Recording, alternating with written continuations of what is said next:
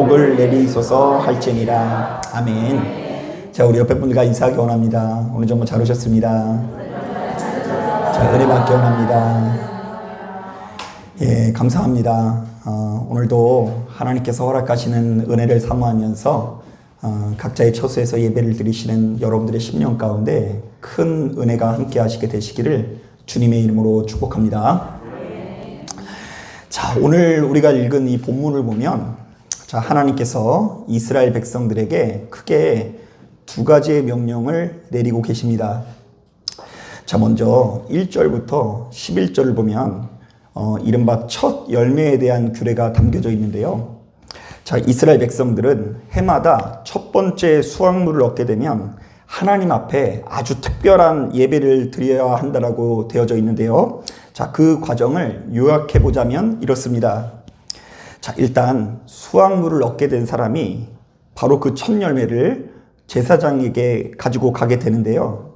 자, 그러면 그 제사장은 그 수확물을 여호와의 제단 앞에 놓게 됩니다. 자, 이때 첫 열매를 바치는 사람들은 바로 이 수확물을 바라보면서 이런 고백을 해야 했습니다. 우리가 애굽에 있을 때에 엄청난 고통을 당했으나 바로 이러한 고통에서 나를 건지시는 분은 우리 하나님이십니다. 하나님께서 우리들을 젖과 꿀이 넘쳐 흐르는 약속의 땅으로 인도하사 이렇게 좋은 것을 얻게 하셨습니다. 자, 그러니까 눈치 빠르신 분은 아시겠지만, 자, 이스라엘 백성들이 하나님께 첫 번째 예물을 드리는 이유는, 자, 우리가 눈앞에 있는 풍요로움에 도취되지 않고 여기까지 인도하시는 하나님에 대한 감사를 잃어버리지 않기 위함이라고 할 수가 있는 것입니다. 자, 한번 따라해 볼까요? 너희는 눈앞에 있는 재물에 도취되지 마라. 한 번 더 따라하겠습니다. 하나님의 은혜를 잊지 말라. 자, 그런가 하면 12절부터 15절을 보면 11조에 관한 규례가 담겨져 있습니다. 자, 우리가 잘 알고 있는 대로 이스라엘 백성들은 소유의 10분의 1을 구분해서 하나님께 드려야 했는데요. 자, 오늘 우리가 읽은 본문은 그렇게 드려진 11조가 주로 어떤 곳에 사용되어지는지에 대한 기록이 담겨져 있습니다. 자, 우리 다 같이 12절, 13절 말씀 같이 한번 읽어보겠습니다. 시작. 첫째 해 곧 11조를 드리는 해에 내 모든 소산의 11조 내기를 마친 후에 그것을 레위인과 객과 고아와 가부에게 주어 내 성읍 안에서 먹고 배부르게 하라. 그리할 때에 내 하나님 여호와 앞에 아뢰기를 내가 성물을 내 집에서 내어 레위인과 객과 고아와 과부에게 주기를 주께서 내게 명령하신 명령대로 하였사오니 내가 주의 명령을 범하지도 아니하였고 잊지도 아니하였나이다. 자, 우리는 여기서 레위인이라는 말, 객과 고아와 과부라는 단어들의 동그라미를 쳐야 하는데요. 자, 하나님께 드려진 이 10의 1조는 누구에게 사용되어야 한다고요? 자, 우선 레위인에게 사용되어야 한다고 하고요. 자, 그 뒤를 이어서 객과 고아와 가부에게 전해져야 된다라고 기록되어 있어요. 자, 이것은 조금 더 설명이 필요해야 할 것 같은데요. 자, 이때 레위인에게 사용되어지는 금액은 일종의 거룩한 세금이라는 개념이 담겨 있습니다. 자, 이게 도대체 무슨 말일까? 자, 이스라엘 백성들은 자신들이 생명처럼 여기는 성전이 보다 거룩하고 정결하기 위해서는, 자, 그곳에서 일하는 레위인들이 세속적인 삶에서 구분되어야 한다라고 생각했습니다. 자, 왜냐하면 세상은 본디 악하고 죄가 많아서 레위인들이 그곳에서 머물면서 경제 활동을 하게 되면 자신도 모르게 더러워질 수 있기 때문입니다. 자, 그러면 그들이 섬기는 성전도 당연히 어떻게 됩니까? 더러워질 수가 있는 것입니다. 자, 그래서 성전에서 사용되는 모든 물건이 오로지 성전에서만 사용될 수 있도록 구분되어지듯이 그곳에서 일하는 레위인도 세속적인 삶에서 구분되어야 한다고 생각한 것입니다. 자, 그래서 바로 이것을 위해서 일단 예비되는 금액이 11조인 것이죠. 자, 그리고 그 외에 금액들은요, 객과 고아와 가부에게 줘야 한다고 하는데요. 자, 이들은 하나같이 그 당시 사회에서 가장 소외되고 힘없는 약자들을 말합니다. 자, 그러니까 이스라엘 백성들은 하나님께서 어떤 물질을 주실 때마다 자, 바로 그 돈을 사회적인 약자들에게 흘려보낼 수 있어야 한다라는 의미가 담겨 있는 것입니다. 자, 우리 한번 따라해 볼까요? 너희는 물질을 거룩함을 위해서 사용해라. 한 번 더 따라하겠습니다. 너희는 물질을 약자들을 위해서 사용해라. 자, 그러니까 우리는 지금 두 가지의 규례를 보았는데요. 자, 첫 열매에 대한 규례도 그렇고 11조에 대한 규례도 그렇고 사실은 이 모든 규례 안에 어떤 정신이 담겨져 있습니까? 하나님을 믿는 백성들은 이 세상 사람들과 전혀 다른 종류의 복을 추구하는 사람이라고 증언하고 있는 것입니다. 사실 세상의 사람들은 수단 방법을 가리지 않고 최대한 많은 물질을 모으는 것이야말로 가장 큰 축복으로 여깁니다. 그리고 바로 그 물질을 통해서 우리가 남들보다 좋은 집에 살고 좋은 차를 타고 좋은 옷을 입고 좋은 것을 먹는 것을 가지고 축복 중에 축복으로 여깁니다. 자, 그러나 하나님을 믿는 우리들은 그렇지 않다라는 것입니다. 우리에게 물질을 주신 분이 하나님이라는 것을 잊지 않고 바로 그 물질은 내가 영원히 가져가는 것이 아니라 거룩함을 위해서 사용해야 되는 것이고 나보다 연약하고 힘없는 사람을 위해서 사용할 수 있어야 된다라고 증언하고 있는 것입니다. 자, 바로 이런 점에서 하나님을 믿는 백성들에게 가장 큰 비극은 무엇일까요? 우리들이 생각하는 축복이 세상 사람들이 꿈꾸는 축복과 크게 다를 바 없어지는 것이 비극이고요. 우리들이 추구하는 복과 세상 사람들이 추구하는 삶이 크게 다를 바 없어지는 것이 가장 큰 비극인 것입니다. 자, 저는 이런 점에서 강단에 설 때마다 기복신앙을 철저히 경계하는데요. 자, 이때 기복신앙이라는 것은 세상적인 축복을 목적으로 믿는 신앙, 즉 우리가 하나님의 뜻을 추구하는 것보다 하나님의 뜻을 이루는 것보다 자신의 소원 성취, 출세해서 이름을 알리는 것, 무병장수하는 것, 자손이 번영하는 것을 최고의 목적으로 삼는 신앙생활을 말합니다. 자, 이것이 왜 그렇게 문제냐면 바로 이런 종류의 신앙은요, 하나님을 섬기는 것과 우상을 섬기는 것을 별반 다를 바 없게 만들고요, 하나님을 믿는 사람들이 나가야 할 길과 세상 사람들이 나가야 하는 길을 별반 다를 바 없게 만들기 때문입니다.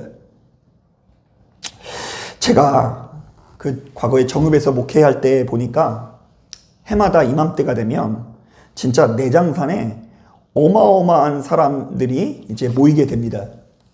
자, 그러니까 평상시에는 거기가 텅텅 비어 있는데요. 막 가을에는 사람이 얼마나 많이 오는지 관광버스가요, 그 주차장에 뭐 가득하게 채워지게 되고요. 그 유명한 등산로마다 사람들이 인산인해를 이루게 됩니다. 자, 그런데 제가 그 가까운 데 살면서 지켜보았더니 그 관광객들 중에 상당수는요, 내장사라는 절에 방문하려고 하는 순례자들입니다. 자, 그래서 저도 이제 처음 알았는데 우리들 보통 성지순례라는 거 하지 않습니까? 자, 그런데 불교에서도 성지순례라는 게 있더라고요. 그 전국의 유명한 이렇게 절들을 돌아다니면서 그곳에 방문해서 그 주변에 유명한 데를 이렇게 관광도 하고 뭐 기도도 하고 뭐 헌금하는 그런 것들이 이제 성지순례더라고요. 자, 그래서 그분들도 가을 단풍도 볼 겸 내장산에 방문해서 부처님께 간절히 기도하고 희주라는 것을 하게 됩니다. 자, 그런데 이때 희주하는 분들의 기도 제목을 보면 한결같습니다. 자, 우리 자녀들이 무병장수하게 해주세요, 뭐 이렇게 되어 있고요. 우리 자손들이 번영하게 해주세요, 승진하게 해주세요. 그리고 무엇보다 이맘때 가장 큰 기도 제목이 뭐냐면 우리 자녀들이 곧 있으면 뭘 보는데? 예, 수능 시험 보는데 바로 그 수능 시험을 잘 보게 해달라고 이야기하면서 이렇게 기도를 하는데요. 거기에 이렇게 이름을 붙여놔요. 이렇게 넓은 판 같은 거를 이렇게 붙여놓고 거기다 이름을 적는데 뭐 거액의 금액을 내야 되는데요. 거기에 적히면 시험을 잘 보게 될 줄로 믿습니다. 아멘 하시면 안 돼요. 뭐 거기에 뭐 이름 적고 거기에서 막 고승들이 나와가지고 기도를 하면 그 자신들의 자녀들이 시험이 잘 볼 것을 기대하고 의지하는 거죠. 그래서 이 많은 불자들이 얼마나 이 열정적으로 기도를 하는지, 무려 100일을 작정해서 기도를 하는 것이 우습고요.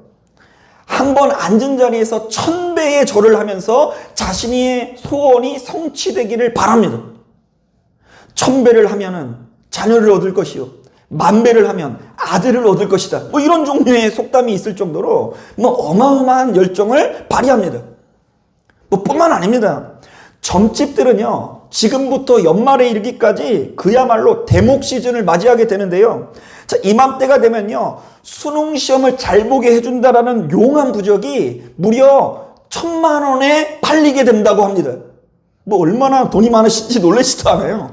부적 한 장에 10,000,000원이 넘게 되고요. 자신의 신년 운세를 보면서 앞날을 점치려는 사람들로 인해서 점집마다 문전성시를 이룬다고 합니다. 자, 그래서 제가 2007년도 자료를 봤더니 해마다 바로 이렇듯 무속신앙에 들어가는 비용이 수조 원에 이른다고 하는데요. 바로 이것은 이 우리나라의 3대 종교, 개신교, 불교, 가톨릭을 합친 것보다도 훨씬 더 큰 규모라고 이야기하니까 그야말로 우리나라의 국교는 다른 것도 아니라 무속이라고 말할 정도로 아주 어마어마한 정성과 수고들이 이제 자신의 운세를 위해서, 성공과 출세를 위해서 흘러간다는 것을 우리는 알 수 있어요. 자, 그런데 우리들이 가져야 하는 신앙은 이들의 신앙과는 구분되어야 합니다. 이것은 단순히 축복을 바라게 되고 축복을 이렇게 기대하는 대상이 달라진다는 의미가 아닙니다. 자, 그들은 소원을 이루기 위해서 절에 가고, 자, 우리들은 소원을 이루기 위해서 교회에 가고, 자, 그들은 복을 받기 위해서 점을 치고, 우리들은 복을 받기 위해서 예배를 드리고, 자, 그들은 잘 불리기 위해서 시주를 하고, 우리는 잘 불리기 위해서 헌금을 하고, 뭐 이런 종류의 신앙을 해서는 안 된다는 것입니다. 우리들은 그들이 추구하는 복과 다른 복을 추구해야 합니다. 세상 사람들은 그저 자신들의 소원이 성취되고 이 세상에서 출세해서 이름을 날리고 무병장수해서 자손이 번영하는 것을 꿈꾸지만 예수 믿는 우리들은 전혀 다른 것을 바라봐야 하는 것입니다. 하나님을 믿는 우리들은 이 땅에서 부유하게 사는 것보다 하나님의 뜻에 순종하는 것이 훨씬 더 중요합니다. 하나님을 믿는 우리들은 이 세상의 성공 법칙을 따라서 되지도 않는 무리를 반복하는 것이 아니라 영생을 추구하는 사람이어야 합니다. 하나님을 믿는 우리들은 물질을 많이 모으는 것보다 바로 그 물질을 가치 있게 사용하는 것을 훨씬 더 중요하게 생각해야 된다는 것입니다. 자, 오늘 우리가 읽은 본문도 마찬가지입니다. 자, 모세는 이제 약속의 땅에 들어갈 이스라엘 백성들에게 바로 이것을 요구하고 있습니다. 너희가 이제 가나안 땅에 들어가서 이전에 누리지 못했던 풍요로움을 경험하게 될 텐데, 그렇다고 해서 그 풍요로움에 지배당하지 말라. 너희는 수중에 재물이 들어오더라도 바로 그 재물을 이방의 백성들과 다르게 사용할 수 있어야 한다. 자, 그렇기 때문에 우리 하나님께서는 이스라엘 백성들에게 소유가 생길 때마다 몇 가지 장치를 마련해 두시는데요. 해마다 처절매가 생기면 그 중에 일부를 구분해서 하나님께 드려야 했는데, 바로 이것은 우리에게 재물을 주신 분이 누구시라고요? 하나님이라는 것을 잊지 않기 위해서입니다. 또한 하나님을 믿는 우리들은 자신의 소유의 10분의 1을 하나님께 드려야 했는데, 바로 이것은 하나님을 믿는 우리들은 내게 주어진 물질을 거룩한 곳에 사용해야 하고 우리 주변에 있는 약자들에게 사용해야 된다라는 신앙의 고백이 담겨 있는 것입니다. 자, 그런데 성경을 묵상하다 보면 이것뿐만이 아닙니다. 자, 이스라엘 백성들에게는요, 안식일의 규례가 있는데요. 자, 안식일의 규례는 무엇입니까? 6일을 일했으면 7번째 날은 어떻게 해야 된다고요? 쉬어야 된대요. 자, 그 이유는 무엇일까요? 우리가 7째 날 쉬어야 되는 이유가 뭔지 아세요? 그날 쉬면은요, 2배의 복을 받을 수 있기 때문입니다.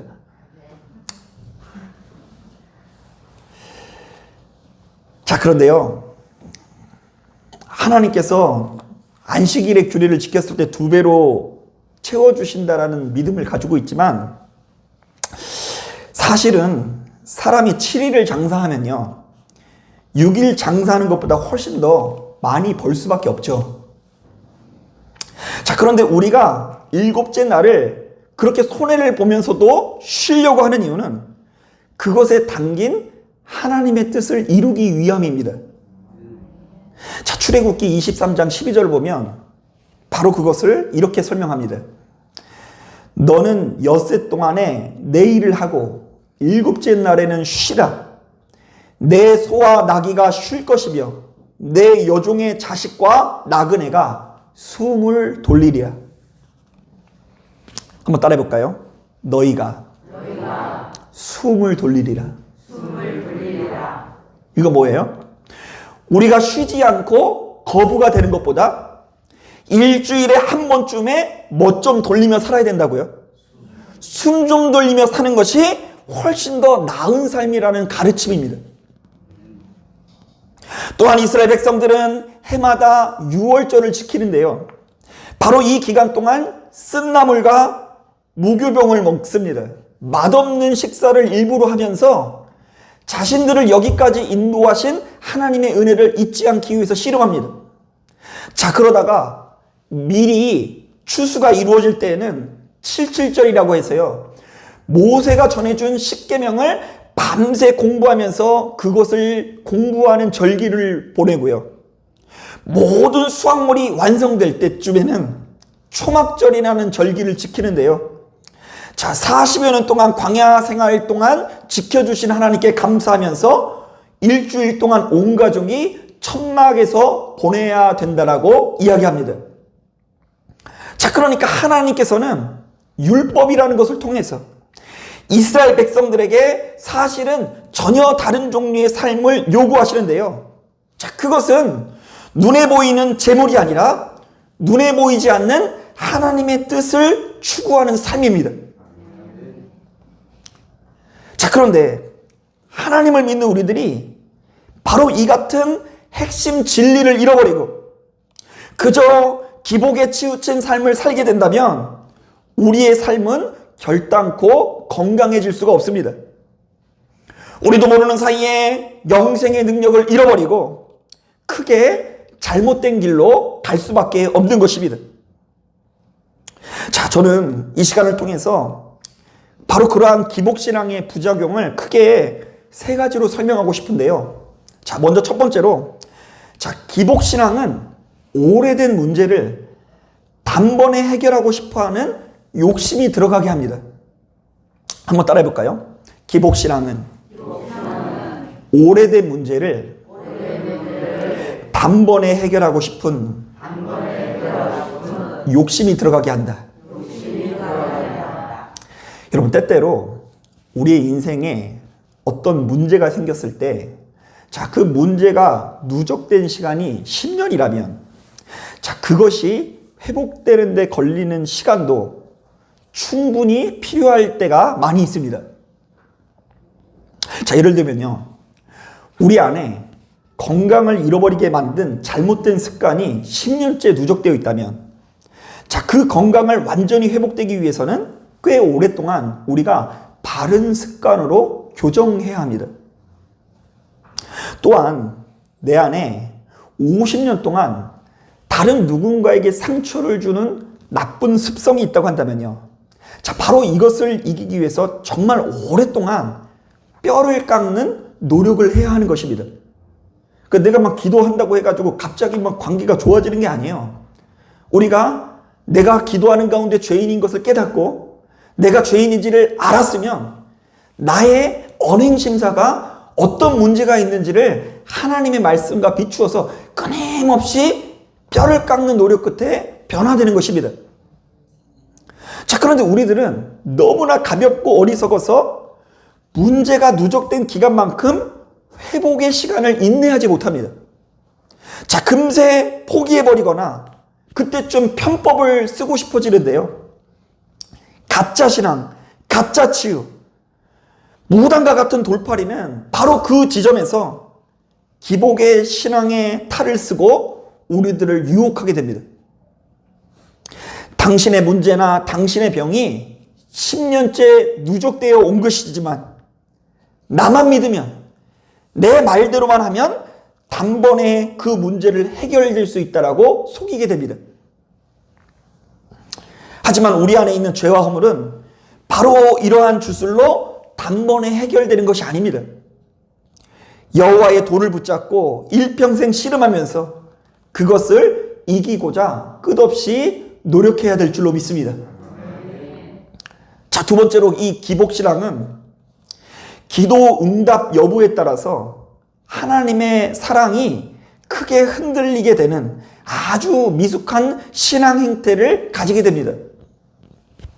좀 더 쉽게 말하면요, 기복신앙을 가진 사람들은요, 하나님께서 내 기도에 얼마나 자주 응답하느냐에 따라서 나를 향한 하나님의 사랑을 판단한다라는 것입니다. 자, 응답하시면 나를 어떻게 하시는 것이고 사랑하는 것이고, 응답이 오지 않으면 나를 사랑하지 않는다라고 생각합니다. 자, 그러나 내 기도에 얼마나 자주 응답하느냐는 하나님과 나와의 관계를 드러내는 기준이 될 수가 없습니다. 때때로 하나님께서 우리들의 신앙을 성장시키기 위해서 침묵하실 수도 있는 것입니다. 때때로 우리들은 하나님께서 나의 기도에 조금도 응답하시지 않는 것처럼 느껴지는 순간이 숱하게 찾아올 수 있습니다. 아무리 신앙이 좋아도 원하는 사업에 실패할 때가 있고요. 건강을 잃어버려서 암에 걸릴 때도 있고, 사랑하는 사람이 불의의 사고로 죽어지게 되는 때도 경험하게 됩니다. 여러분, 대표적인 예가 욥이라는 사람 아닙니까? 욥은 하나님 앞에 흠이 없는 사람이었지만 갑자기 큰 시련을 당합니다. 전 재산을 잃고 사랑하는 자식을 잃어버립니다. 건강도 잃게 됩니다. 자, 욥기 이야기는요, 그래서 오늘날 우리들의 시각으로는 참으로 난해하고 해석하기가 쉽지가 않습니다.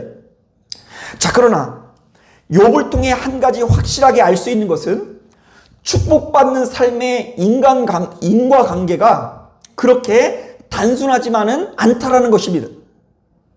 자, 기도 열심히 한다고 만사형통하고, 신앙이 좋다고 삶의 비극이 모두 피해가며, 교회에 열심히 헌신하고 봉사한다고 무병장수하고 행복하기만 한 것이 아니라는 이야기입니다.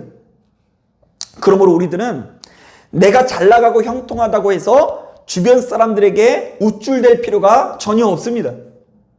또한 어떤 사람이 말로 할 수 없는 비극을 겪고 불행하고 불화를 겪고 사업에 실패하고 우울증에 걸린 것을 보더라도 믿음이 부족하다는 둥, 충분히 기도하지 않았다는 둥 쉽사리 판단해서도 안 되는 것입니다. 분명히 말씀드리지만 우리의 믿음은 우리의 눈앞에 펼쳐진 상황이 아니라 그 상황을 초월하시는 하나님의 사랑에 둬야 합니다. 한번 따라해 볼까요? 어떤 경우에도 하나님께서는 나를 사랑하신다. 성공해도 사랑하시고 실패해도 사랑하십니다. 잘 나가도 사랑하시고 잘 나가지 않더라도 사랑하십니다. 마지막으로 이 기복신앙은 지나치게 결과론적인 삶의 행태를 보여서 과정이 주는 아름다움을 상실하게 만들 우려가 있습니다. 자, 저는 목사가 된 이후에 목회 현장에서 정말 가끔씩 헷갈릴 때가 있어요. 왜냐하면 많은 믿음의 성도님들이 성장주의, 물질주의에 사로잡혀서 무엇이 하나님께서 주신 축복인지를 조금도 구분하지 못하기 때문입니다. 여러분, 정말로 한번 진실하게 한번 대답을 해주셨으면 좋겠어요. 교회가 성장할 수 있다면 법을 어겨도 상관없는 것입니까? 교회가 커질 수만 있다면 부도덕해도 상관없는 것입니까? 교회를 크게 지을 수 있다면 천문학적인 빚을 내도 상관없는 것인가요? 만약 교회를 천문학적인 빚을 통해서 지었다고 한다면 그것은 하나님께서 지어주신 것입니까? 아니면 은행이 지어주신 것입니까? 만약 그렇다고 한다면 교회가 세상의 기업들과 다를 바가 뭐가 있냐는 것입니다. 저는 그저 그런 장소는 돈 버는 장소에 불과하다고 생각을 합니다. 자, 저는 이런 점에서 저희 예진교회가 참 자랑스러운데요. 이 사실은 제가 저희 교회에 이제 와서 이제 목회를 한 지가 올해가 이제 5년째인데요. 한 2년 정도 전에 제가 제 나름대로 기도하면서 용기를 내가지고 한 가지 결단을 했어요. 안산에 있던 저희 교회를 이 시흥으로 이전하기로 이렇게 작정을 했습니다. 자, 제가 그렇게 결단한 이유는 뭐냐면 교인들은 다 시흥에 대부분 사는데 안산에 사는 사람은 누구밖에 없어요? 저밖에 없으니까 제 주변으로 사람들이 다 모이는 거예요, 매주마다. 그래서 이제 매주마다 그렇게 소요되는 이렇게 노력들이 너무 좀 힘들다라는 생각이 들기도 하고, 그리고 이제 시흥에서 저희 교회로 오는 그 길에 하필이면 대규모 아파트 단지가 이제 건립이 돼서 이제 지금도 막히는데 조금 있으면 여기가 이제 너무 막혀가지고 성도님들이 예배드리러 오다가 실족하게 생긴 거예요. 저도 막 막히면은 실족하는데 뭐 올 때 얼마나 고생하겠어요. 그래서 아무래도 안 되겠다 싶어서 뭐 여러 가지 우려의 목소리, 반대의 목소리가 있지만 그럼에도 불구하고 이 교회로 오는 것을 작정합니다. 자, 그런데 제가 무리를 하지만 한 가지 원칙을 세웠습니다. 교회를 이전하더라도 절대로 헌금을 강요하지 말자. 그 원칙이 지켜졌을까요? 안 지켜졌을까요? 아멘. 알아주시는 분이 윤현욱 지사님밖에 없네요. 제가 이제 나름대로 저 혼자 이제 제 이름으로 빚을 낼 생각을 하고 이제 이 교회를 이전하게 됩니다. 자, 그런데 이전하는 과정에서 아니 우리 성도님들 뭐 한 20분 정도밖에 안 되는 분인데 무려 4천만 원 이상의 금액을 헌금하셨어요. 자, 그래서 이전하는 금액을 다 채우고도요, 그 남아가지고 우리 교회 나오는 학생들 중에 몇몇 학생들에게 그 장학금으로 이렇게 주고, 그리고 또 남아가지고 운영하는 비용에 이렇게 추가할 정도로 이렇게 막 넘치게 되더라고요. 그래서 우리 교회가 얼마나 부자인 줄 아십니까? 여러분, 우리 예진교회는 빚이 없는 교회입니다. 오히려 플러스 상태예요. 코로나 시국인데도 불구하고요, 뭐 크게 어려움 없이 다들 잘 지내고 있습니다. 그 대표적인 증거가 뭐냐면 오늘 여러분들이 이렇게 모인 것이 은혜 아닙니까? 다 흩어져 있다가 이렇게 무사하게 모이는 것만 해도 뭐 은혜고요. 또 돌아오실 분을 하나님께서 보내주실 줄로 믿습니다. 여러분, 이 시대를 살아가는 우리들이 예수 진리가 아니라 기복을 탐하게 되면 필연적으로 분별을 잃어버릴 수밖에 없습니다. 세상 그 어떤 사람보다 더럽고 추악한 모습이라도 그저 성장하기만 하면, 부자가 되기만 하면 다 부러워하고 그렇게 돼야 된다라고 이야기하고요. 세상 그 어떤 사람들보다 탐욕적이면서도 축복이라는 이름으로 포장하면서 마치 그것이 천국인 양 우리가 오해를 하게 된다는 것입니다. 그러나 그것은 하나님께서 우리에게 요구하시는 것이 아닙니다. 하나님을 믿는 우리들은 부유하게 사는 것보다 하나님의 뜻대로 사는 것을 훨씬 더 중요하게 생각해야 되는 것입니다. 하나님을 믿는 우리들은 세상의 성공 법칙을 따르는 사람이 아니라 영생을 추구하는 사람이어야 합니다. 하나님을 믿는 우리들은 물질을 많이 모으는 것보다 물질을 가치 있게 사용하는 것을 중요하게 생각하는 사람이어야 합니다. 그리고 바로 그러한 마음으로 무장해서 확신을 가지고 이렇게 노래해야 합니다. 세상 사람 날 부러워 아니하여도 나도 역시 세상 사람 부럽지 않네. 내가 세상 사람들보다 잘 나가서 부러워하지 않는 것이 아니라 그들이 알지 못하는 예수 그리스도, 그들이 알지 못하는 기도의 즐거움, 그들이 알지 못하는 영생의 기쁨, 그들이 알지 못하는 하나님의 말씀을 깨달았기에 별거 아닌 물질에 좌지우지 되지 않는 것입니다. 그리고 그 별 볼 일 없는 물질을 따라가다가 결국에는 아무것도 갖지 못하는 빈손인 인생이 되지 않는 것입니다. 물질과 축복은 따라오는 것입니다. 잡으려고 나아간다고 해서 잡히는 것이 아니라 하나님의 뜻대로 성실하게 하루하루를 살다 보면, 성실하게 하루하루 직장 생활을 하고 사업 생활을 하고 정직하고 성실하게 하루하루를 살아가다 보면, 무리하지 않다 보면 저절로 우리에게 채워지는 것입니다. 그런데 그것을 기다리지 못하는 것이 문제입니다.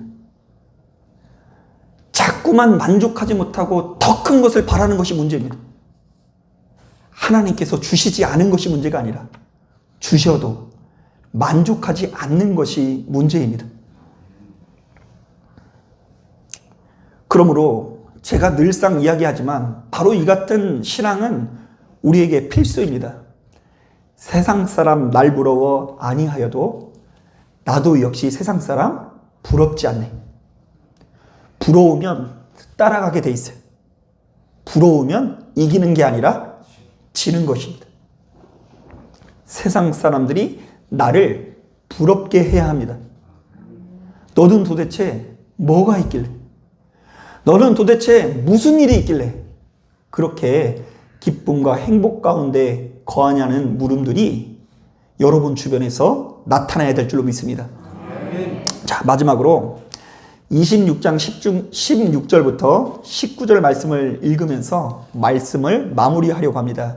자, 약속이 담겨져 있는 하나님의 말씀을이라 믿고 재미가 있든 없든 뜻을 생각해 보면서 우리 천천히 한번 읽어보겠습니다. 16절부터 19절까지입니다. 16절, 19절 시작.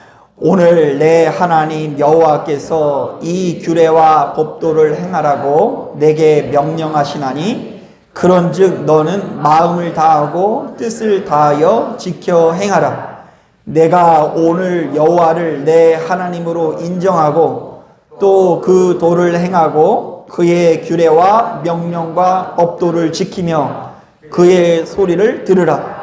여호와께서도 내게 말씀하신 대로 오늘 너를 그의 보배로운 백성이 되게 하시고 그의 모든 명령을 지키라 확언하셨느니라.